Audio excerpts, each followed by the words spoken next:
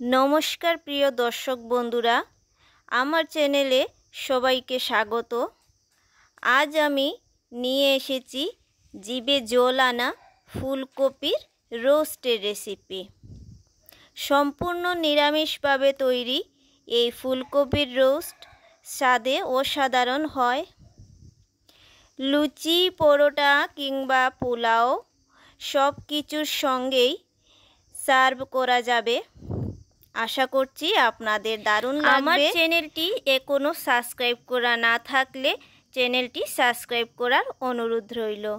তো বন্ধুরা প্রথমে আমি নিয়ে নিয়েছি ফুলকপি ছোট ছোট টুকরা করে কেটে, আর তার মধ্যে দিয়ে দিলাম এবার হলুদ আর পরিমাণ মতো লবণ দিয়ে আমি অল্প তেল দিয়ে ফুলকপিকে ভেজে নিলাম। এবার তেলের মধ্যে দুটো দারচিনি, দুটো এলাচি আর দুটো লং আর দুটো শুকনো লঙ্কা দিয়ে দিলাম। এবার নিয়ে নিলাম পেস্ট করা টমেটো আদা পেস্ট করে রেখেছিলাম, তো পেস্ট মশলা দিয়ে দিলাম, দিয়ে একটু লবণ দিয়ে ভালো করে নাড়াচাড়া করে কষিয়ে নেব কিছুক্ষণ। সর্ষে বাটা, তো বন্ধুরা আপনারা চাইলে পোস্ত বাটাটাও দিতে পারবে, আমি সর্ষে বাটা দিলাম। দিয়ে নাড়াচাড়া করে একটু ভালো করে নাড়াচাড়া করতে হবে। তো কিছুক্ষণ সময় ভালো করে ভেজে নেব, নাড়াচাড়া করে ভালো করে ভেজে নেব। আর বন্ধুরা আমি মশলাটাও দিয়ে দিয়েছি, মরিচের গুঁড়ো, হলুদ এসব দিয়ে দিয়েছি।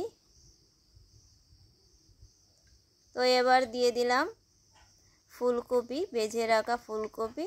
ফুলকপিটা হালকা করে ভাজলেই হবে, একটু হালকা করে ভেজে নিতে হবে। তো ফুলকপিটা ভেজে নিয়ে আর একদম ছোটো ছোটো করে ফুলকপি কাটবে। তো এবার দিয়ে দেব, ভালো করে ফ্রাই হয়ে গেছে, এবার দিয়ে দেব এর মধ্যে দুধ। আমি আমুল দুধটা ব্যবহার করলাম, একটু গরম জলে আমুল দুধটা গুলে তারপর ব্যবহার করছি। আপনারা চাইলে সেখানে আমুল তাজা লিকুইড যেটা থাকে সেটাও ব্যবহার করতে পারবেন। তো এবার কিছুক্ষণ সেটাকে রেখে দেব।